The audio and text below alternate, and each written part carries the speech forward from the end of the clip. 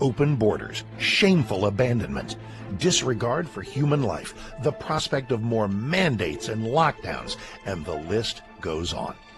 Now more than ever, we need to stick together. Voting alone is not enough. We must use our dollars to support like-minded companies that fight for our rights and beliefs.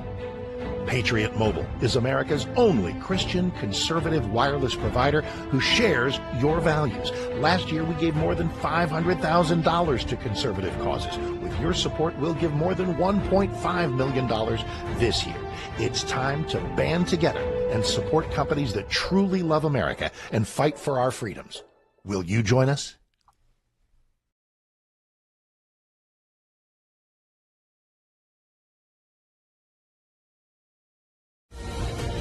This is Kentucky's Voice Radio, covering the latest state and local issues with Tom Fallbush, Bob Scott, and Jim Waters. All right, welcome to Kentucky's Voice. Welcome to a very special edition of Kentucky's Voice. This is something I've been looking forward to all week, and this is a special July 4th version of the program, and we want to focus on Kentucky and the settlement of Kentucky and how it impacted the Revolution, how it impacted the founding of the country. And if you don't know anything about the founding of Kentucky, just the early days, it is one of the most dramatic stories in American history. It's just the way the settlers came in and had to tame the land, build the roads, basically protect their homes and families from dangers in the frontier. And it was just the struggle and how that impacted the Revolution, because the British didn't want pioneers coming across the Appalachians and settling Kentucky because it was against their interests. So you had basically the war, the Revolutionary War, was going on in Kentucky as much as it was back east in Boston and the Carolinas and everything else. So, but yet out here is a little bit more brutal because it was a little more, Indian warfare and that sort of thing. So, fascinating stories. We're going to get into that the whole hour today, and I've got a special guest I'm going to bring on right now. It's Jim Holmberg, who is the curator emeritus at the Filson Historical Society, and we're very pleased to have Jim on with us today. And so, Jim, welcome to the show. Welcome to Kentucky's Voice. And so we're going to talk about all things early Kentucky. And when you think of early Kentucky, you think of a few big names, right? You think of, well, number one, Daniel Boone, right? So, if you're sure most people have heard of Daniel Boone, maybe have seen his story, maybe seen the TV show from the 60s, maybe seen a little history here or there.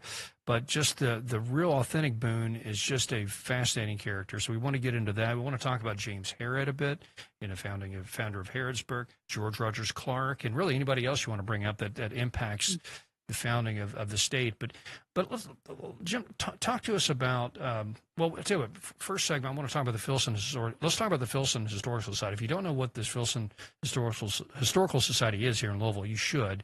It's sort of the vault of all things historical in this area, and you need to go visit it and get connected with it. Just tell us about Filson, what goes on there.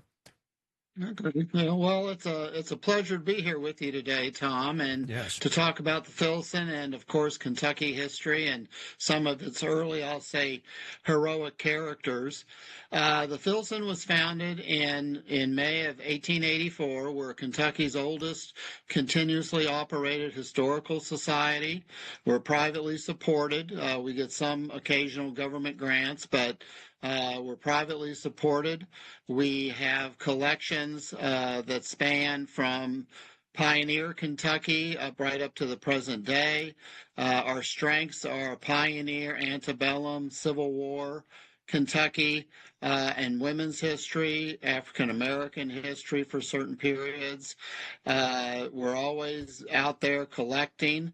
We have a wonderful art collection. We have some 900 portraits in our collection going back to the early days of Kentucky and some of its most famous artists like Matthew Jewett and Oliver Fraser, Joseph Bush, and others. Our library has approximately 50,000 volumes in it, again, focused on Kentucky and the Ohio Valley. A lot of genealogy. Kentucky was a real funnel state, coming from the east, then to the west, right, and then spreading out from Kentucky north, south, and west. So we get a lot of visits from genealogists. So, and our programming, we have a very, very strong, robust program. We average 1 to 2 programs of various historical topics and reaching out to the community. And you're located. So and you're that's located. kind of us in a nutshell. Yeah, and you're located down in Old Louisville. So I encourage people to go visit and get involved with the programs. Go to the website, and we'll pull that up here this next segment. But it is just a real treasure to have something like the Filson. And to your point, Kentucky is sort of the funnel state. It's almost like the heart of the West in a sense. It's the first state that the colonies sort of branched out from to settle the rest of the country. So I really consider Kentucky the heart of America for lots of reasons. But okay, we'll be right back with Jim with the Filson Club. We're going to talk Daniel Boone.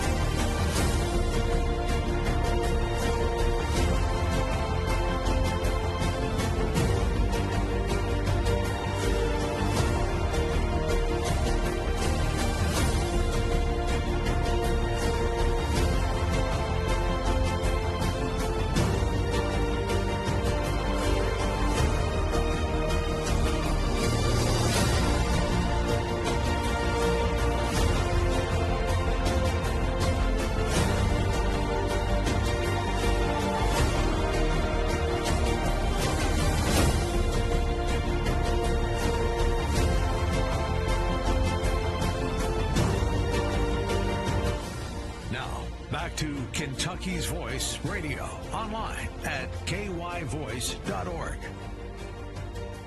Welcome back to Kentucky's Voice. We're doing a special program today, a special July 4th program. Of course, this is airing on July 3rd, but still, it's celebrating the founding of this country, and Kentucky had a huge role to play. Believe it or not, it wasn't one of the original 13 colonies, but it was a territory, I guess at the time as part of Virginia on some level, but there was a lot that went on in Kentucky that impacted the Revolution, and so specifically the settling of Kentucky. And so we wanted to bring on some experts that could talk about the history and in a real deep way. So we brought on an expert from the Filson Society, Filson Historical Society. I want to pull up their website real quick too. If you haven't heard of the Filson, you should connect with it. If you're interested in history at all, Kentucky history, it is just a treasure.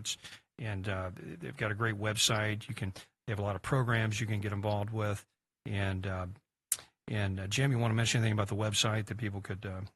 Yeah, the website is, of course, as all websites, is constantly evolving. But you can see from what you're showing there, Tom, that we have exhibits that people can look at. We have the old Filson Club History Quarterly is available online for people to read old articles going back to the 1920s.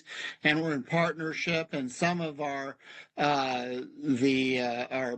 current journal, Ohio Valley History, is also available on that as well. But it lists our programs. You can look at our databases for collections, digital collections. The First American West is a tremendous site, along with others that we have. We have a YouTube channel.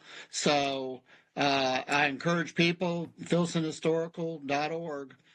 Go to it, and it'll keep you busy for hours. Yeah, it's awesome stuff. For history nerds like me, it's a great place. Okay, let's get into it. Okay, so the founding of Kentucky. Kentucky was a territory of Virginia in a sense. It was this area that really the British in the colonial period kind of wanted to keep the English colonists out of. And I think they had correct me if I'm wrong, I think they had a policy of they wanted to keep the Appalachians as a border between the more Native American lands versus colonial lands. But at the same time, you had the English settlers, the colonists that were exploding in their population, and they were very land hungry. And the average family was like 10 kids, right? And so you needed some place for those families to expand to.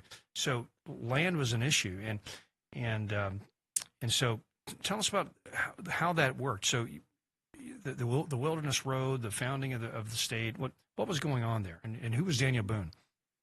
Well, you mentioned that proclamation line of 1763, Tom, and that was the British government saying, don't go beyond that, basically the crest of the Appalachians. And they were concerned about how the Indians would react, the native indigenous peoples. It was a government policy, and many of the colonists at that time weren't having it. They wanted land. They were land hungry. Land speculation was very common. It was a way to make a lot of money or possibly go bust, and many did. Boone ultimately, lost all his land and moved to Missouri in 1799. That's right. So as the population pressure builds westward, everything's greener on the other side of the hill or the mountain. And so people like Daniel Boone, who was living on the frontier already, he's one of those early what's called the long hunters. And he, in 1769, went on a long hunt with some others into Kentucky. He thought of it, and this was a common phrase used, was an Eden of the West, this wonderful Garden of Eden. Goes back, touts it, tries to make an attempt in 1773 to move in and create a settlement, but they're attacked by Indians, and his son James is actually killed, as are some others. That's right. And then finally, he's back in 1775. James Herod is in 1774, and really from 1774 and then permanently 1775 on is when settlements from the Euro-Americans, Virginians, Pennsylvanians, North Carolinians, Marylanders, and others are all then pouring into Kentucky. And that's where you have the beginning with the Revolution, and then with the Native peoples, essentially a 20-year war in the Ohio Valley of the Native peoples trying to maintain control and keep the Kentuckians mostly, and then others out, and then others that just keep pouring in. Right. And yeah, people don't appreciate how contentious that period was here in the state. And I've mentioned this a lot in previous programs, but whenever you see a street name with the word station behind it, that was basically a place where settlers would go and rally to defend themselves, defend their communities, and against Indian attacks. And they had, because they basically had to come into the area and build a fort, and build just to survive here. And so, but tell us, what was Kentucky like? What did it look like? What was the landscape like in Kentucky when it was first settled? I heard these stories of these buffalo trails that were like highways and just herds of buffalo and just the game and, the bluegrass. Yeah. Describe what Kentucky was like before, in that time. Well, Kentucky, hearkening again back to that Eden of the West, you have the mountains in the east, and then once you get over them, you get into the bluegrass region. Which, Boone said was just, this wonderful kind of mix of trees and prairies and just a marvelous place full of game, plenty of water, many streams, rivers, salt works, salt springs. That was really Kentucky's first industry beyond hunting. Plenty of game, and then much farther out to the west, towards the Mississippi, again, it was a trackless wilderness with tons of potential, and Boone and others saw this as the land of kind of milk and honey, and so they wanted to come in and not only claim a lot of land but also live here. And the Native peoples, of course, weren't having it. From the south, the Creek, the Cherokee; from the north, the Shawnee, Miami, Delaware, Wyandotte, Mingo. They wanted to hold on to this land, and hence you get that war. In fact, in John Filson's 1784 map of Kentucky, one of the main routes he shows amongst those early settlements is the Warrior's Path. And that essentially is going from north of the Ohio southeastward into the Virginia settlements, into the mountains, and then beyond. So it shows again how the native peoples were already in this country, using by this time primarily as a hunting ground. It wasn't heavily populated by the native peoples, but they wanted to hang on to it because they realized what the ultimate outcome may be with this almost tidal wave of white population moving over the mountains into Kentucky. Yeah, I had a professor at U of L, and he made a great point about this moment, or this dynamic, and he called it competition of land use, is how he described it, and he basically had a primitive hunter-gatherer society that a very small population, but they needed a large amount of land to hunt and to survive, and then you have these culturally more advanced colonists that had agriculture and sophisticated methods of utilizing the land and making it productive, and so they didn't need as much land, but of course they could sustain a higher population. So you had this dynamic. I mean, if you just look at it objectively, just two different people groups that had different sets of needs that inevitably were going to come to a clash, and outside of just the way they treated each other, there's just a dynamic there, just economically and how things work. And but tell us about we got about 3 minutes left in this segment. The Wilderness Road. How does the Wilderness Road and Boone relate? What was going on there? The Wilderness Road, Boone cut that under the directions of Richard Henderson, who had actually tried to form a private colony called the Transylvania Colony. He had bought a huge tract of land in Kentucky from the Cherokee at the Treaty of Sycamore Shoals in 1773. And Virginia, of course, also was claiming Kentucky. And so that became as kind of like who's going to get the upper hand. So the Wilderness Road basically followed the Warrior's Path from southeastern Kentucky, the Cumberland Gap area, into the heartland, into the bluegrass area.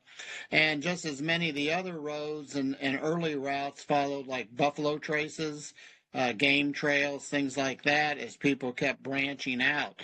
But the Wilderness Road became the major land route into Kentucky, and it's famous, but the Ohio River was actually a much bigger highway, because starting out from Pittsburgh and other points further upriver, people would be on their flatboats, and they would be coming down with their household effects, families, things like that, coming down the river.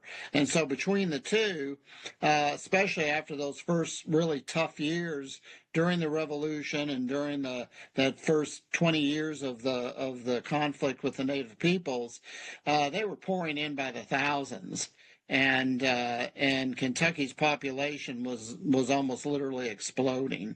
Mr. Producer, I've got a map here of the Wilderness Road and that area, if you can pull it up. But that's interesting. So because when you think of Daniel Boone, you think of the Wilderness Road. But I think James Harrod, who was a contemporary and who started, because you had Boonesboro and then you had Harrodsburg, right? So two early settlements. So Harrod came in from the river. Fort. Yeah. Mm-hmm. Yes. Yeah, right. They went into the heartland, and so they weren't founded really along rivers that way, but they were in good parts with a lot of hunting, good farmland, things like that.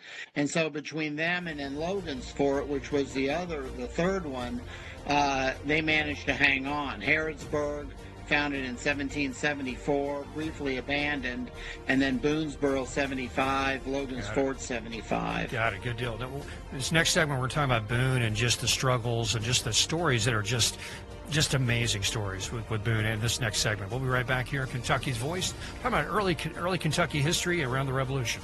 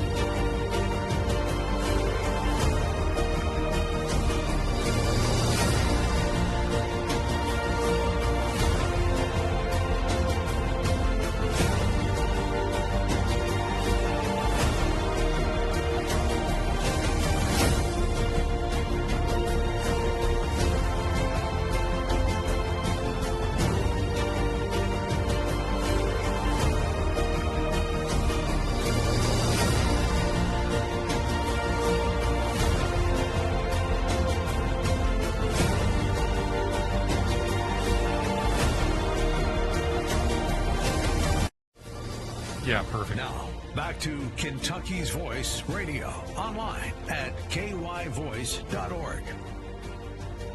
All right. Welcome back to Kentucky's Voice. We're talking about early Kentucky history. And, of course, it's July 4th. It's the 250th anniversary of this founding of the country. And Kentucky had a big role to play in that. And just the stories of Daniel Boone, James Herod, George Rogers Clark. I mean, just some of the best epic stories in American history happened right here in this state, right here in this county. If you're listening to this radio station, a lot of it happened right here in Louisville. And it was, like I said earlier in a previous show, if it wasn't for George Rogers Clark, Indiana would be Canada right now. So a lot of things happened here that really impacted how we live. And so we're talking about Daniel Boone in the last segment. Let's continue that story, and James Herod. And so Boone came in from the Wilderness Road, and he created a settlement, right? And he brought his family in, and just unpack that a little bit, and just Boonesboro, and then Harrodsburg, and then what happened from there. Okay, sure. Well, after Boone's failed attempt in 1773, in which his son James was killed, they had to go back to the other side of the mountains. And then 2 years later, after the Treaty of Sycamore Shoals, in which Henderson bought from the Cherokee a good chunk of Kentucky, and then Boone, as his representative, cut the Wilderness Trail, founded Boonesboro. James Herod was back at Harrodsburg, and then Benjamin Logan was at St. Asaph's or Logan's Fort. So those three infant settlements were the first permanent settlements into Kentucky, and from there others would join. And with the war starting in the east, the British soon focused on what was going on in the West, and tried, along with their Indian allies, to push the settlers out. So there you get an ongoing war, and some of the early episodes focus on Boonesboro and Daniel Boone. Sometimes not only with British troops or Canadian militia, but also the Shawnee primarily, and some other tribes would lay siege to Boonesboro. They'd attack outlying settlements. There you see Boone in older life with the engraving, him and his dog and his rifle. And so he was the undisputed, really kind of leader, not only of Boonesboro, but also had I would say as good a relations with the native peoples as he could. And one example of this, I'll give you two. One violent, and then one actually more peaceful. In 1776, his daughter Jemima and the two Callaway girls were captured by a party of Shawnee, and I think one Cherokee was in there with them, and were getting taken north. Back to the Indian villages, and Boone, John Floyd, who is a big name here in Jefferson County, early leader of the colony or of the county, pursued them. Simon Kenton, I think, was along also, and some others, and they caught up with them and attacked the small party of Indians. And Boone said later in life that he, to his knowledge, only killed 2 Indians his whole life. This life on the frontier. And one of them was in rescuing his daughter and the Callaway girls. Then in 1778, he's captured at the Blue Licks. He's with a party of about 30 salt makers because they needed the salt to preserve their food, their meat. And he's out hunting and is captured by a rather large party of Shawnee, primarily led by Blackfish, Major Shawnee chief. And they're going to go ahead and attack the salt workers, and then even go on. And this is in the winter when very little of this would happen, down to Boonesboro. Boone convinces them that they should wait until later in the year for various reasons. So he must have been a pretty persuasive guy. But the salt workers are then captured, and Boone and them are taken north. Some are adopted or held captive in Indian villages, and others are taken up to Montreal and or Detroit, and mostly Detroit is where they often went to, and they were sold and held for ransom, things like that. So Boone is adopted into Blackfish's family, and he's given an Indian name, Sheltowee, meaning giant turtle or big turtle, and he fits in very well, and he seems to get along, and everything's pretty hunky dory, but he hears that they're planning a major invasion of Kentucky and an attack on Boonesboro for that June, and he escapes. He kind of uses some different ploys to earn their trust, and then he escapes, goes like 150 miles in a few days to get back to Boonesboro and warn them of the attack. Well, the attack is delayed until September. And because they've had the warning, they're ready to be prepared. They're prepared, and they fight the Indians off. And so that's a failed attempt. If Boone had not escaped and gotten ahead and warned them, Boonesboro more than likely probably would have been taken. They were already down quite a few men from all the salt makers that had been taken earlier that year.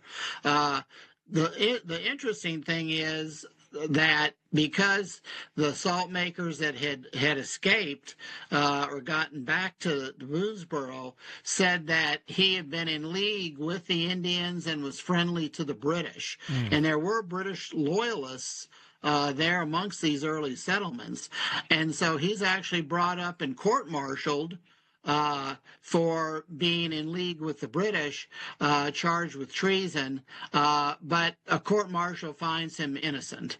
And and so he continues to be one of the primary leaders. He leaves Boonesboro after that bad incident and founds a different settlement. But those are kind of two of the highlights in his life. And it goes on. I mean, the Indian Wars continue into the 1780s, even the 1790s, and he's active through many of these and has other adventures. You know, that story of him rescuing his daughter and the Callaway girls, I think that was what really gave him a national prominence in the colonies. I read somewhere that, one of the great fears of moving west was the fear of, of conflict with the Indians, of, getting killed, scalped, getting kidnapped, getting your children, taken into slavery, which has very often happened, and so just that story of, well, maybe we can go west and protect our families and rescue our girls. And it was such a visceral, important story for Americans, and especially in that moment of westward expansion. I think that really just brought him to prominence. The moment, the period was when he was in that camp in Ohio as a captive of the Indians. He'd been adopted into the tribe. Adopted, but it was but it was still also like a captive slave sort of role in a sense, but still adopted, and so it's kind of a weird mix of going on there. So I can see how somebody would say, well, you went native, you went to the other side. Why were you gone so long? And da da da. But at the same time, he really didn't have the freedom to leave, and so he had to escape. And right. So it was kind of an interesting dynamic there. Yeah, he had to bide his time until he thought he could safely escape. But when he knew an attack, an invasion was planned, he felt he had to get away. And so and then as far too, John Filson, in his book, The Discovery, Settlement, and Present State of Kentucky, published in 1784, which was a promotional tract for people to come to Kentucky. Oh, land of milk and honey, Eden of the West kind of thing. Filson he was a school teacher, but then he speculated in land.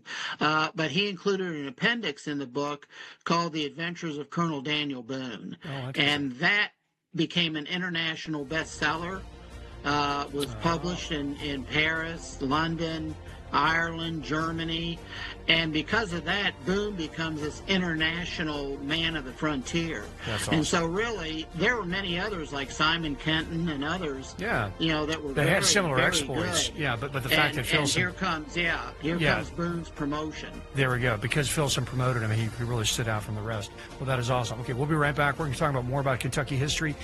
James Herod, George Rogers Clark.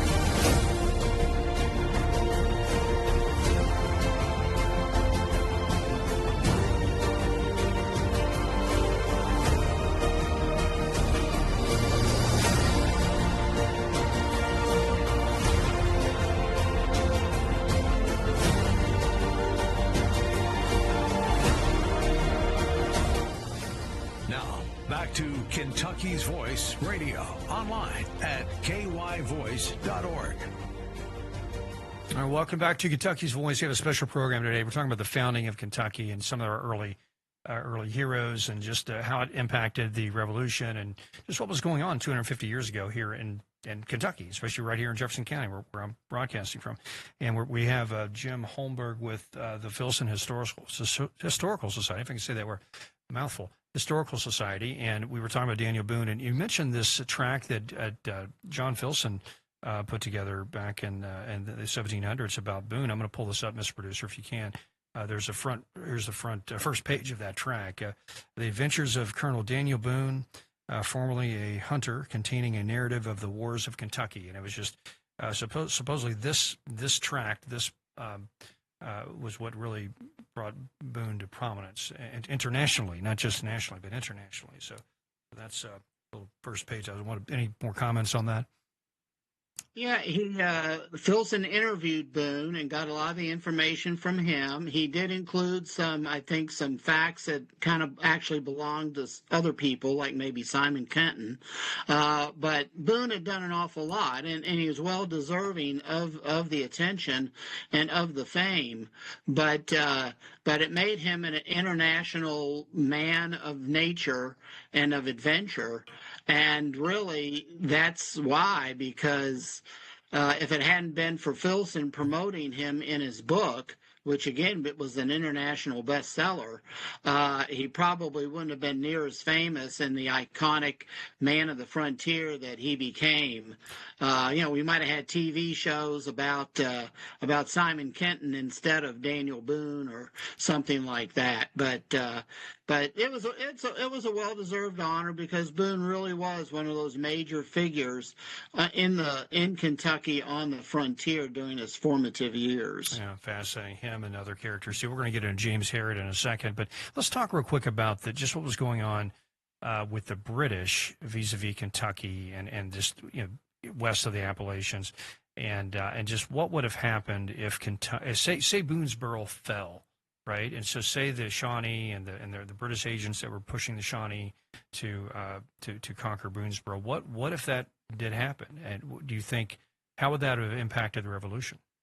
Well, that's a good question, Tom, because if the Kentucky settlements had been wiped out, had been abandoned, and if the British, with their Indian allies, had focused on the western frontiers of Virginia, and already Pennsylvania had a very active, and New York too, very active frontier war going on with some of the Iroquois tribes and others, and Loyalist Rangers and British troops. If that would have happened on the Virginia frontier, much more so than it did already, what would that have made a difference in the war along the coast? Right. Would Virginia have had to have filtered off more of their troops, more of their continental line, instead of having them focus with Washington and his army and the army in the South later? I mean, we don't know what actually would have happened, but it could have been a very serious threat, and maybe cause not necessarily the war to be lost, but certainly maybe to be extended farther. We just don't know. But the fact that the Kentucky settlements hung on and the British in the West had to focus on them instead of focusing on the more direct Virginia frontier, I think was significant. That's a great point. And so, well, why don't we say, I was going to talk about Herod. Just touch on Herod for 1 second. Then when I get back to George Rogers Clark, who plays into this, that discussion there, because he did take on, the British and the Indians on their own territory, in their home territory. But so who is James Herod? Because Harrodsburg, you can go to Harrodsburg now. Yeah, James Herod was a frontiersman like Boone. He came in and founded Harrodsburg in 1774, and of course Harrodsburg is still there. I was there just last week. He was a leader. He was a colonel in the militia. He fought they believe he'd been in the French and Indian War, a land speculator. All these guys were crazy about claiming land and things like that. But he disappeared in 1792, I think it was. And we don't know what happened to him. His body, kind of like Filson. Filson disappeared in 1788 north of Cincinnati, and they believe he was killed by Indians. His body was never found. And Herod disappears in 1792, and his body was never found. And so they don't know what happened to him, whether it was an accident, the Indians got him, wild animals did, or there's even one theory that he might have been killed by his own men in the party that they were. So, but he's out of the picture and kind of relegated to the back bench, so to speak, of frontier heroes and adventurers, just because he founds Harrodsburg, he's there, and then he disappears. Yeah, there we go. But it took men like that to cut a trail through the wilderness and be the first on the scene to do these heroic deeds. So, let's switch over to George Rogers Clark real quick. And now, if you haven't heard of him, you may have heard the Clark name, right? Lewis and Clark, and so that Clark of Lewis and Clark, I think, is George Rogers Clark's nephew. Is that right? Is it his brother William, his youngest brother William? Okay, there we go, youngest brother. Okay, so even closer. And so Clark was, a soldier? What was his actual title or role there? And so he moves up the ranks. He was pretty well educated for the day. He learned surveying. He starts going in the early 1770s. He starts going over into the frontier along the Ohio River. In 1774, he participates in Lord Dunmore's War. He is commissioned as a captain. And then he comes down into Kentucky, and he's at Harrodsburg, and he becomes one of the leaders in the Kentucky settlements. And he works his way up. He becomes a major. He eventually becomes a lieutenant colonel and a brigadier general in the Virginia militia. He goes and has meetings with Patrick Henry, and these are guys, they didn't just plop down. They traveled all over the place, and Clark is a wonderful example. He's going back and forth between the Kentucky settlements to Richmond and Williamsburg in Virginia. He meets with Patrick Henry. He is influential in getting Kentucky County created so that Virginia lays official claim, and a more stronger claim over the Transylvania colony, that it's going to be Virginia land. He convinces in 1778, he convinces Patrick Henry and the Virginia legislature to allow him to raise a regiment of militia to invade the Northwest and attack 3 British forts. And here you're seeing a plan of the rapids of the Ohio, or as we say, the falls of the Ohio, landing on Corn Island, right there as you're showing, in May of 1778. He only raised about 170, 180 men of the proposed 500 for the regiment, but he takes those men, most of them down the river to where Paducah is now, and Fort Massac across the river. And on the 4th of July, 1778, he captures Kaskaskia, a British post, without firing a shot. The next day, Captain Joseph Bowman captures Cahokia, and then Leonard Helm goes over and takes Vincennes. Now, one of the great things that helped him is by then, the Franco-American alliance had been signed. And so he could go to the French settlers in all 3 of these towns and say, hey, now we're on the same side. You know, and you don't like the British anyway, so side with us. And that's what they did. And Vincennes gets retaken by Henry Hamilton out of Detroit, better known as the hair buyer, because he paid bounties for American scalps and prisoners. And he comes down, retakes Vincennes in December of 78, plans to attack Kaskaskia in the spring.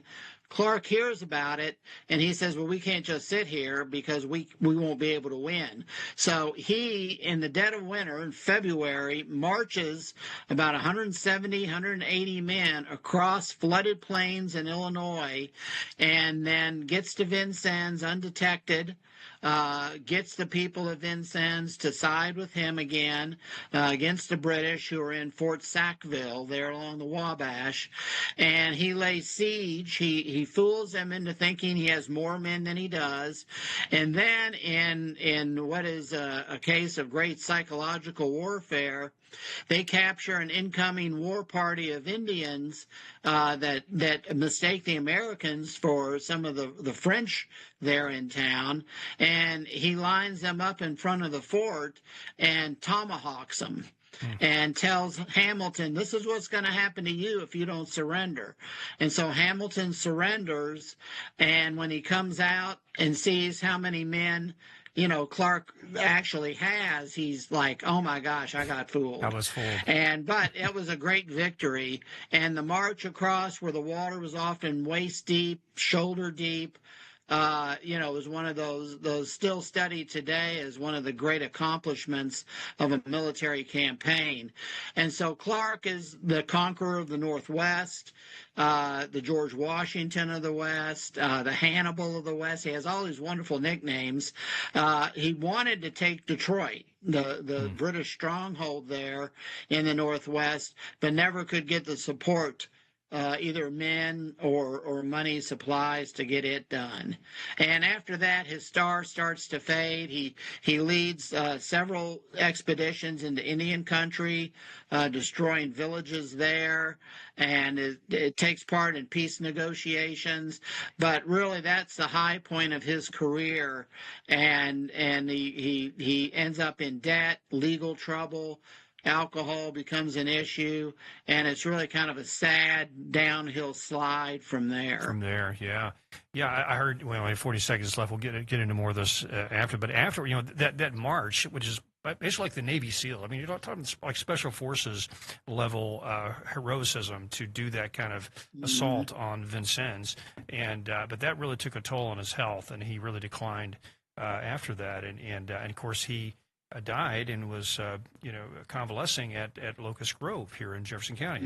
Right. So we'll talk more about that here in a second. So George Rogers Clark, founding of Kentucky. Here on Kentucky's Voice, we have Jim Holberg with the Filson Historical Society. Just tuning in, it's a great episode. We're celebrating the founding of the country and the founding of Kentucky, because Kentucky had a big role in that, believe it or not. And only a few people here, but big role. We'll be right back.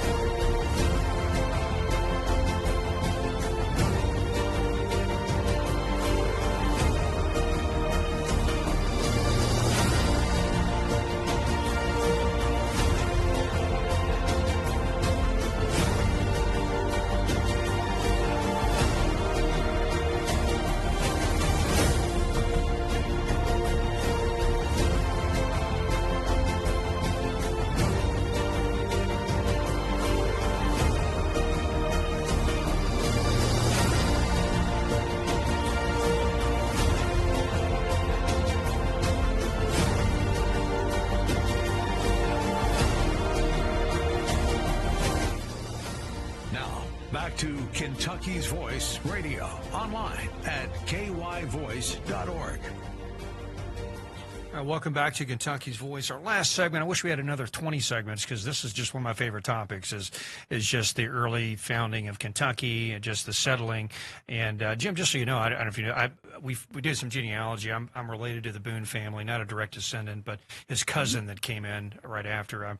I'm a descendant of him. So anyway, old Kentucky stock here. You know, we go way back, but.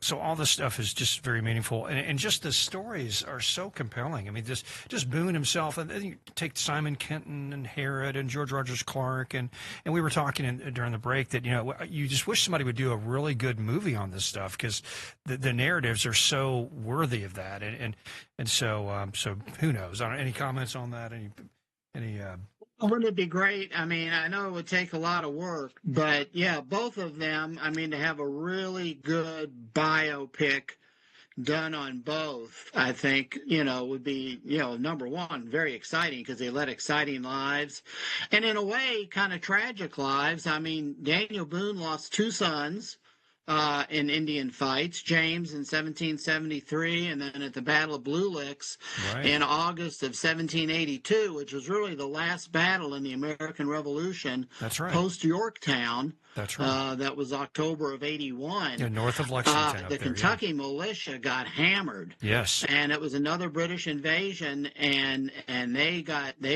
ambushed and just slaughtered. Yeah. And his son, Boone's son Israel, was one of those killed.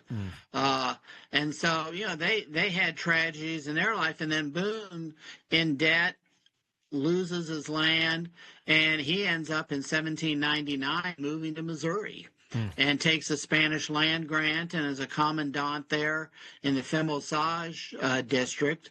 And supposedly said, when he left Kentucky, I'll never step foot in that damn place again. That's right. He was very bitter. Because he felt so bitter about how he'd been treated. Yeah. And the same with Clark. Clark, his reputation, he did have a drinking problem, and he was rather dictatorial and kind of how he commanded things and wanted things done. But, the proof is in the pudding, as they say, and he'd been tremendously successful and was a great leader. And he had people then that engaged in character assassination, like James Wilkinson, one of the great rascals in American history, who was buffeting his own reputation at the expense of Clark. Virginia's government and U.S., but primarily Virginia, really, they did not repay him. He had used a lot of his own money to prosecute the war in the West, and they left him holding the bag so that he had financial and legal troubles the rest of his life. Wow. And he was very bitter, and understandably so. And he has rheumatism. He has a series of strokes. He falls in 1809. He falls in a fire at his home over at Clark's Point. Oh yeah.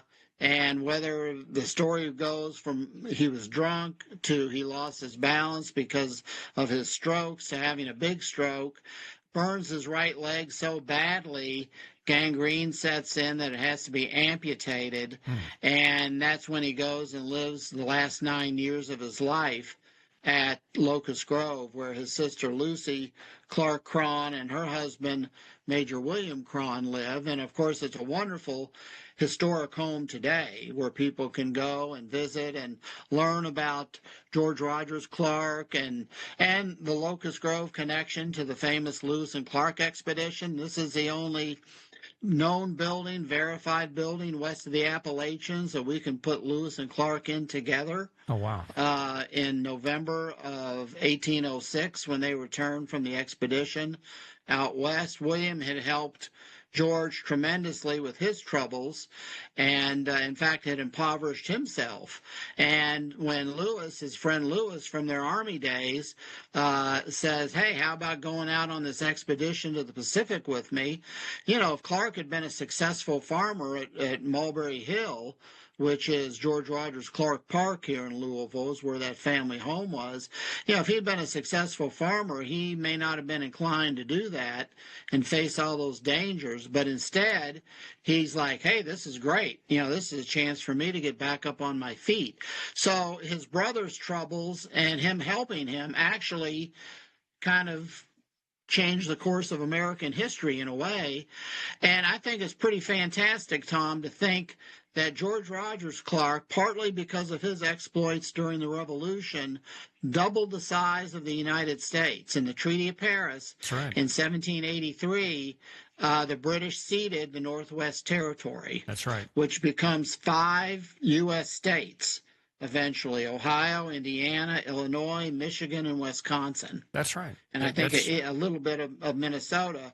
If he had not captured those 3 forts and done what he did, he and his followers, again, as you mentioned earlier, maybe that would have been Canada across the river. That's exactly right. And then to have his younger brother, William, come along, who goes as a leader of the Lewis and Clark expedition and explores the Louisiana Purchase and then goes on out to the Pacific to help lay a stronger U.S. claim to that area. Yes. Yeah, the Louisiana He's involved in doubling the size of the United States yet again. So here's these 2 brothers that have this tremendous impact on, and there's William Clark on the right, famous Charles Wilson Peale portrait, and Meriwether Lewis on the left, also by Peale.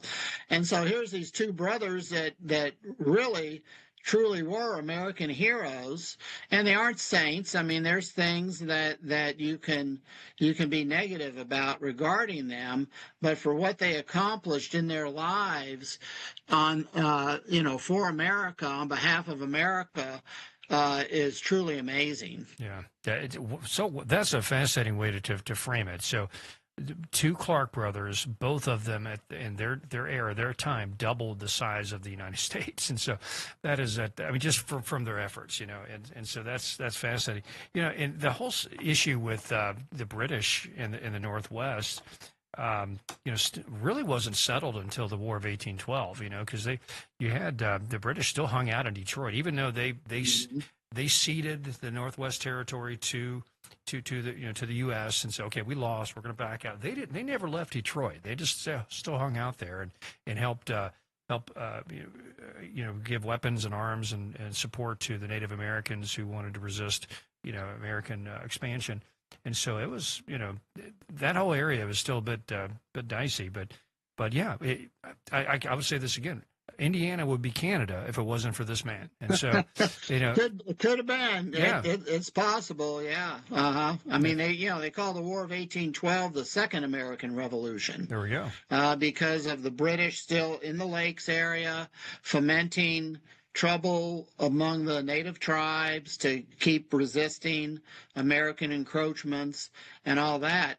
And it wasn't until after that really that danger, I'll say, was put to rest. Put to rest, exactly right. Well, fascinating stuff. Just describe life, like we talked about this earlier, but describe life as a settler that came into the state for the first time. What was on their mind? What were they thinking? We only have 4 minutes left, but just say you're a settler, you're coming up in the Gap, or you're coming down the river, and you want to settle in, I don't know, Oldham County or something, or just somewhere in our district, Boulder County. What are you thinking? What was the life like? Well, life was hard. I mean, unless you had a lot of money, and many brought their enslaved people with them too. Kentucky was a slave state, and you had your farm set up and people that did work for you. But the vast majority, they worked hard. I mean, they were scratching out a living on a farm. They might own land, they might not. They might be just tenants working a farm, or not even on land they own. And it was a hand-to-mouth existence. Anything extra that they could sell. That's why whiskey became big, because they grow more corn than they could really save or use. So they'd distill it and make corn liquor and sell it downriver or to other people, things like that. But Kentucky was very rich, and so the orchards, the vegetable crops, the grain crops, sheep, cattle, horses, pigs. I mean, you could have a successful farm, but much of it was subsistence, and then you'd sell the extra you had. Women worked hard. I mean, they had to run the home, raise kids, and as you mentioned earlier, families often had 10 and 12 children. It was big because you wanted hands to work, right. And that's just kind of the way it was with families. So it was hard unless you had a lot of money and had the wherewithal to hire people or own people that did a lot of that work for you. Life was tough. Yeah, but people kept coming because, again, that grass was greener on the other side of the hill, and they saw that opportunity, and they wanted to cash in and hopefully have a better life. That's right. And it all started with land, because in the American experience, especially land was it. Because it was an agricultural economy, and so in order to do anything, as the average person, there's a term that's used called land poor. And actually, it's you're land rich. You might own a lot of land, but you may not have actual money to, 2 nickels to rub together, because it's all tied up in land. Real quick, we have 90 seconds. So, what are some really famous or interesting spots in this area, in this general viewing area, that would be something to see, or something like for example, the Shepherdsville was known as a giant salt lick. And so it was a big salt operation for making salt, for the early settlers. So that's kind of interesting. Any other places in this area that might be worth making note of, just that history? Yeah, well, 250 years ago. Locust Grove is a biggie. If you want to, really see, and they were a well-to-do family, owned a lot of land, and Farmington, of course, is another early plantation. That's a historic home, and that has a really good Abraham Lincoln connection. Right. The salt works at Bullets Lick and Mans Lick, that was really one of Kentucky's first industries, but there's nothing left of them now. You can't see where they were. Fort Herod State Park is great. They have a replica fort there. There's a replica fort at Boonesboro as well in the state park. So, there's a number of things. Big Bone Lick, which was, from an archaeological standpoint, is a great place to visit as well. Yeah. And then, of course, get on the websites and check out other things. Yeah. Come to the Filson. And check out the Filson Society. Yeah, well, listen, Jim, thanks for being on the show today. God bless America. Thanks for being on. We'll see you next week on Kentucky's Voice.